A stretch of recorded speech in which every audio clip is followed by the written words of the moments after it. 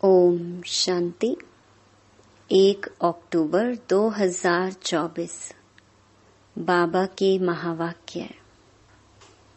मीठे बच्चे, देही अभिमानी बनने की प्रैक्टिस करो। इस प्रैक्टिस से ही तुम पुण्य आत्मा बन सकेंगे। प्रश्न: किस एक नॉलेज के कारण तुम बच्चे सदा हर्षित रहते हो? उत्तर: तुम्हें नॉलेज मिली है कि यह नाटक बड़ा वंडरफुल बना हुआ है। इसमें हर एक एक्टर का अविनाशी पार्ट नूंधा हुआ है। सब अपना अपना पार्ट बजा रहे हैं। इस कारण तुम सदा हर्षित रहते हो। दूसरा प्रश्न: कौन सा एक हुनर बाप के पास ही है, दूसरों के पास नहीं? उत्तर: देही अभिमानी बनाने का हुनर एक बाप के पास है, क्योंकि वह खुद सदा देही है, सुप्रीम है। यह हुनर किसी भी मनुष्य को आ नहीं सकता। ओम शांति। रूहानी बच्चों अर्थात आत्माओं प्रति बाप बैठ समझाते हैं। अपने को आत्मा तो समझना है ना। बाप ने बच्चों को समझाया है, पहले पहले यह प्रैक्टिस करो कि हम आत्मा हैं, ना कि शरीर। जब अपने को आत्मा समझेंगे तब ही परम पिता को याद करेंगे। अपने को आत्मा नहीं समझेंगे तो फिर जरूर लौकिक संबंधी धंधा आदि ही याद आता रहेगा। इसलिए पहले पहले तो यह प्रैक्टिस होनी चाहिए कि मैं आत्मा हूँ। तो फिर रूहानी बाप की याद ठहरेगी। बाप यह शिक्षा देते हैं कि अपने को देह नहीं समझो। यह ज्ञान बाप एक ही बार सारे कल्प में देते हैं। फिर 5000 वर्ष बाद यह समझानी मिलेगी। अपने को आत्मा समझेंगे तो बाप भी याद आएगा। आधा कल्प तुमने अपने को देह समझा है, अब अपने को आत्मा समझना है। जैसे तुम आत्मा हो, मैं भी आत्मा ही हूँ, परंतु सुप्रीम हूँ। मैं हूँ ही आत्मा, तो मेरे को कोई देह याद पड़ती ही नहीं। यह दादा तो शरीरधारी है ना, वह बाप है निराकार। यह प्रजापिता ब्रह्मा तो साकारी हो गया। शिव बाबा का असली नाम है ही शिव। वह है ही आत्मा। सिर्फ वह ऊंचते ऊंच अर्थात सुप्रीम आत्मा है। सिर्फ इस समय ही आकर इस शरीर में प्रवेश करता हूँ। वह कभी देह अभिमानी हो न सके। देह अभिमानी साकारी मनुष्य होते हैं, वह तो है ही निराकार। उनको आकर यह प्रैक्टिस करानी है। कहते हैं तुम अपने को आत्मा समझो। मैं आत्मा हूँ, आत्मा हूँ, यह पाठ बैठकर पढ़ो। मैं आत्मा शिव बाबा का बच्चा हूँ। हर बात की प्रैक्टिस चाहिए ना। बाप कोई नई बात नहीं समझाते हैं। तुम जब अपने को आत्मा पक्का पक्का समझेंगे तब बाप भी पक्का याद रहेगा। देह अभिमान होगा तो बाप को याद कर नहीं सकेंगे। आधा कल्प तुमको देह का अहंकार रहता है। अभी तुमको सिखाता हूँ कि अपने को आत्मा समझो। सतयुग में ऐसे कोई सिखाता नहीं है कि अपने को आत्मा समझो। शरीर पर नाम तो पड़ता ही है, नहीं तो एक दो को बुलावें कैसे। यहाँ तुमने बाप से जो वर्षा पाया है वही प्रालब्ध वहाँ पाते हो। बाकी बुलाएंगे तो नाम से ना। श्री कृष्ण भी शरीर का नाम है ना। नाम बिगर तो कारोबार आदि चल ना सके।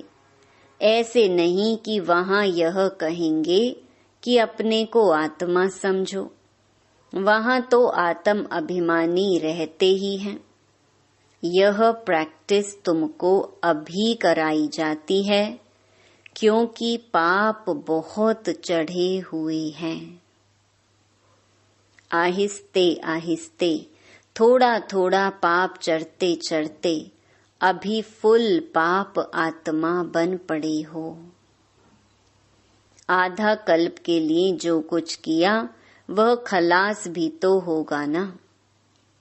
आहिस्ते आहिस्ते कम होता जाता है। सतयुग में तुम सतो प्रधान हो, त्रेता में सतो बन जाते हो। वर्षा अभी मिलता है। अपने को आत्मा समझ बाप को याद करने से ही वर्षा मिलता है। यह देही अभिमानी बनने की शिक्षा बाप अभी देते हैं। सतयुग में यह शिक्षा नहीं मिलती। अपने अपने नाम पर ही चलते हैं। यहाँ तुम हरेक को याद के बल से पाप आत्मा से पुण्य आत्मा बनना है। सतयुग में इस शिक्षा की दरकार ही नहीं। ना तुम यह शिक्षा वहाँ ले जाते हो, वहाँ ना यह ज्ञान ना योग ले जाते हो। तुमको पतित से पावन अभी ही बनना है। फिर आहिस्ते आहिस्ते कला कम होती है। जैसे चंद्रमा की कला कम होते होते लीक जाकर रहती है। तो इसमें मूंझो नहीं। कुछ भी ना समझो तो पूछो। पहले तो यह पक्का निश्चय करो कि हम आत्मा हैं। तुम्हारी आत्मा ही अभी तमो प्रधान बनी है। पहले सतो प्रधान थी। फिर दिन प्रतिदिन कला कम होती जाती है। मैं आत्मा हूँ, यह पक्का ना होने से ही तुम बाप को भूलते हो। पहले पहले मूल बात ही यह है। आत्म अभिमानी बनने से बाप याद आएगा तो वर्षा भी याद आएगा। वर्षा याद आएगा तो पवित्र भी रहेंगे, दैवी गुण भी रहेंगे। एम ऑब्जेक्ट तो सामने है ना। यह है गॉडली यूनिवर्सिटी। भगवान पढ़ाते हैं। देही अभिमानी भी वही बना सकते हैं और कोई भी यह हुनर जानता ही नहीं है। एक बाप ही सिखाते हैं। यह दादा भी पुरुषार्थ करते हैं। बाप तो कभी देह लेते ही नहीं। जो उनको देही अभिमानी बनने का पुरुषार्थ करना पड़े, वह सिर्फ इस समय आते हैं तुमको देही अभिमानी बनाने। यह कहावत है, जिनके माथे मामला वह कैसे नींद करे। बहुत धंधा आदि टू मच होता है तो फुर्सत नहीं मिलती, और जिनको फुर्सत है वह आते हैं बाबा के सामने पुरुषार्थ करने। कोई नए भी आते हैं, समझते हैं नॉलेज तो बड़ी अच्छी है, गीता में भी यह अक्षर हैं, मुझ बाप को याद करो तो तुम्हारे विकर्म विनाश हो जाएं।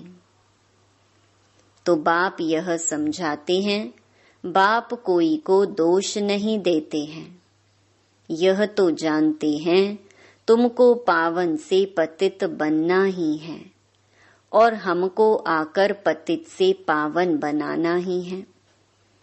यह बना बनाया ड्रामा है, इसमें कोई के निंदा की बात नहीं।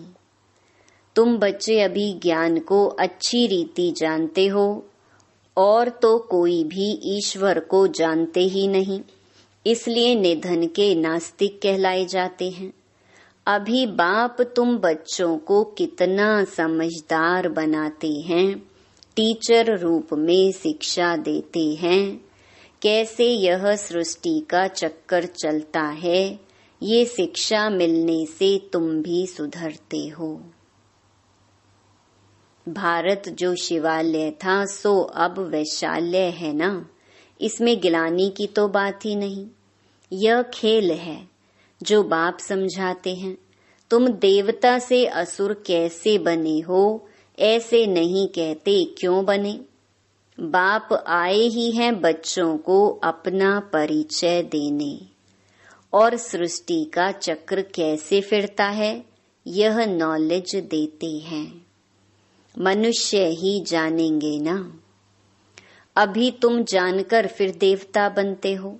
यह पढ़ाई है मनुष्य से देवता बनने की, जो बाप ही बैठ पढ़ाते हैं।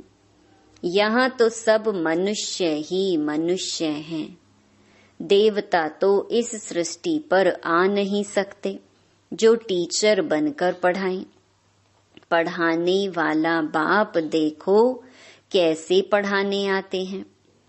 गायन भी है, परमपिता परमात्मा कोई रथ लेते हैं, यह पूरा नहीं लिखते कि कौन सा रथ लेते हैं। त्रिमूर्ति का राज भी कोई समझते नहीं। परम पिता अर्थात परम आत्मा, वो जो है सो अपना परिचय तो देंगे ना। अहंकार की बात नहीं, ना समझने के कारण कहते हैं इनमें अहंकार है। यह ब्रह्मा तो कहते नहीं कि मैं परमात्मा हूँ, यह तो समझ की बात है। यह तो बाप के महावाक्य हैं, सभी आत्माओं का बाप एक है। इनको दादा कहा जाता है। यह भाग्यशाली रथ है ना। नाम भी ब्रह्मा रखा है क्योंकि ब्राह्मण चाहिए ना। आदि देव प्रजापिता ब्रह्मा है, प्रजा का पिता है। अब प्रजा कौन सी? प्रजापिता ब्रह्मा शरीरधारी है तो एडॉप्ट किया ना। बच्चों को शिव बाबा समझाते हैं, मैं एडॉप्ट नहीं करता हूँ, तुम सब आत्माएं तो सदैव मेरे बच्चे हो ही। मैं तुमको बनाता नहीं हूँ, मैं तो तुम आत्माओं का अनादि बाप हूँ। बाप कितना अच्छी रीति समझाते हैं, फिर भी कहते हैं अपने को आत्मा समझो। तुम सारी पुरानी दुनिया का संन्यास करते हो। बुद्धि से जानते हैं सब वापस जाएंगे इस दुनिया से। ऐसे नहीं संन्यास कर जंगल में जाना है। सारी दुनिया का संन्यास कर हम अपने घर चले जाएंगे, इसलिए कोई भी चीज याद ना आए सिवाय एक बाप के। 60 वर्ष की आयु हुई तो फिर वाणी से परे वानप्रस्थ में जाने का पुरुषार्थ करना चाहिए। यह वानप्रस्थ की बात है अभी की। भक्ति मार्ग में तो वानप्रस्थ का किसको पता ही नहीं है। वानप्रस्थ का अर्थ नहीं बता सकते हैं, वाणी से परे मूल वतन को कहेंगे। वहां सभी आत्माएं निवास करती हैं, तो सबकी वानप्रस्थ अवस्था है, सबको जाना है घर।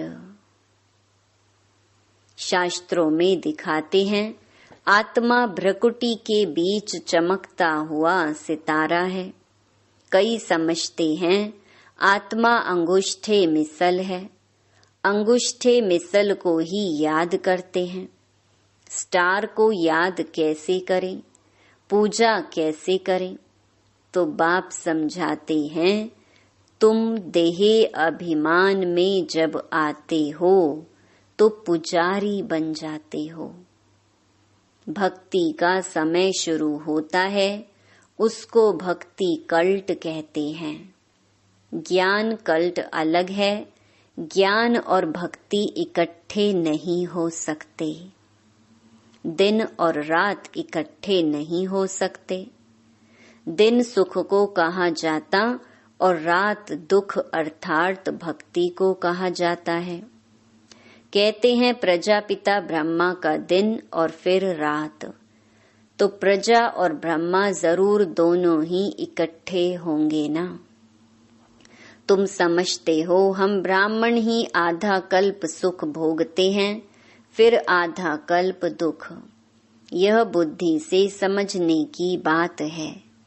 यह भी जानते हो सब बाप को याद नहीं कर सकते हैं, फिर भी बाप खुद समझाते रहते हैं। अपने को आत्मा समझो और मुझे याद करो तो तुम पावन बन जाएंगे। यह पैगाम सबको पहुंचाना है, सर्विस करनी है। जो सर्विस ही नहीं करते तो वह फूल नहीं ठहरे। बागवान बगीचे में आएंगे तो उनको फूल ही सामने चाहिए। जो सर्विस एबल हैं, बहुतों का कल्याण करते हैं, जिनको देह अभिमान है वह खुद भी समझेंगे हम फूल तो है नहीं। बाबा के सामने तो अच्छे अच्छे फूल बैठे हैं, तो बाप की उन पर नजर जाएगी। डांस भी अच्छा चलेगा। डांसिंग गर्ल का मिसाल, स्कूल में भी टीचर तो जानते हैं ना, कौन नंबर 1, कौन नंबर 2, 3 में है। बाप का भी अटेंशन सर्विस करने वालों तरफ ही जाएगा। दिल पर भी वह चढ़ते हैं, डिससर्विस करने वाले थोड़े ही दिल पर चढ़ते। बाप पहली पहली मुख्य बात समझाते हैं, अपने को आत्मा निश्चय करो, तब बाप की याद ठहरेगी। देह अभिमान होगा तो बाप की याद ठहरेगी नहीं। लौकिक संबंधियों तरफ, धंधे धोरी तरफ बुद्धि चली जाएगी। देही अभिमानी होने से पारलौकिक बाप ही याद आएगा। बाप को तो बहुत प्यार से याद करना चाहिए। अपने को आत्मा समझना इसमें मेहनत है, एकांत चाहिए। 7 रोज की भट्ठी का कोर्स बहुत कड़ा है। कोई की याद ना आए, किसको पत्र भी नहीं लिख सकते। यह भट्ठी तुम्हारी शुरू की थी। यहाँ तो सबको रख नहीं सकते, इसलिए कहा जाता है घर में रहकर प्रैक्टिस करो। भक्त लोग भी भक्ति के लिए अलग कोठी बना देते हैं, अंदर कोठरी में बैठ माला सिमरते हैं। तो इस याद की यात्रा में भी एकांत चाहिए। एक बाप को ही याद करना है, इसमें कुछ जबान चलाने की भी बात नहीं है। इस याद के अभ्यास में फुर्सत चाहिए। तुम जानते हो लौकिक बाप है हद का क्रिएटर, यह है बेहद का। प्रजापिता ब्रह्मा तो बेहद का ठहरा ना। बच्चों को एडॉप्ट करते हैं, शिव बाबा एडॉप्ट नहीं करते हैं। उनके तो बच्चे सदैव हैं ही। तुम कहेंगे शिव बाबा के हम बच्चे आत्माएं अनादि हैं ही। ब्रह्मा ने तुमको एडॉप्ट किया है, हर एक बात अच्छी रीति समझने की है। बाप रोज रोज बच्चों को समझाते हैं, कहते हैं बाबा याद नहीं रहती। बाप कहते हैं इसमें थोड़ा समय निकालना चाहिए। कोई कोई ऐसे होते हैं जो बिल्कुल समय दे नहीं सकते, बुद्धि में काम बहुत रहता है, फिर याद की यात्रा कैसे हो। बाप समझाते हैं मूल बात ही यह है, अपने को आत्मा समझ मुझ बाप को याद करो तो तुम पावन बन जाएंगे। मैं आत्मा हूँ, शिव बाबा का बच्चा हूँ, यह मन मनाभव हुआ ना। इसमें मेहनत चाहिए, आशीर्वाद की बात नहीं। यह तो पढ़ाई है, इसमें कृपा व आशीर्वाद नहीं चलती। मैं कभी तुम्हारे ऊपर हाथ रखता हूँ क्या? तुम जानते हो बेहद के बाप से हम वर्षा ले रहे हैं। अमर भव, आयुष्मान भव, इसमें सब आ जाता है। तुम फुल एज माना आयु पाते हो, वहां कभी अकाले मृत्यु नहीं होती। यह वर्षा कोई साधु संत आदि दे नहीं सकते। वह कहते हैं पुत्रवान भव। तो मनुष्य समझते उनकी कृपा से बच्चा हुआ है। बस जिनको बच्चा नहीं होगा वह जाकर उनका शिष्य बनेंगे। ज्ञान तो एक ही बार मिलता है, यह है अव्यभिचारी ज्ञान, जिसकी आधा कल्प प्रालब्ध चलती है। फिर है अज्ञान, भक्ति को अज्ञान कहा जाता है। हर एक बात कितना अच्छी रीति समझाई जाती है। अच्छा, मीठे मीठे सिकिलधे बच्चों प्रति माता पिता बाप दादा का याद प्यार और गुड मॉर्निंग। रूहानी बाप की रूहानी बच्चों को नमस्ते। धारणा के लिए मुख्य सार। पहला, अभी वानप्रस्थ अवस्था है, इसलिए बुद्धि से सब कुछ संन्यास कर एक बाप की याद में रहना है। एकांत में बैठ अभ्यास करना है। हम आत्मा हैं, आत्मा हैं। दूसरा, सर्विसेबल फूल बनना है। देह अभिमान वश ऐसा कोई कर्म नहीं करना है जो डिससर्विस हो जाए। बहुतों के कल्याण के निमित्त बनना है। थोड़ा समय याद के लिए अवश्य निकालना है। वरदान, परमात्म ज्ञान की नवीनता, पवित्रता को धारण करने वाले सर्व लगावों से मुक्त भव। इस परमात्म ज्ञान की नवीनता ही पवित्रता है। फलक से कहते हो कि आग कपूस इकट्ठा रहते भी आग नहीं लग सकती। विश्व को आप सबकी यह चैलेंज है कि पवित्रता के बिना योगी व ज्ञानी तो आत्मा नहीं बन सकते। तो पवित्रता अर्थात संपूर्ण लगाव मुक्त, किसी भी व्यक्ति व साधनों से भी लगाव ना हो, ऐसी पवित्रता द्वारा ही प्रकृति को पावन बनाने की सेवा कर सकेंगे। स्लोगन, पवित्रता आपके जीवन का मुख्य फाउंडेशन है। धरत पर ये धर्म ना छोड़िए। ओम शांति।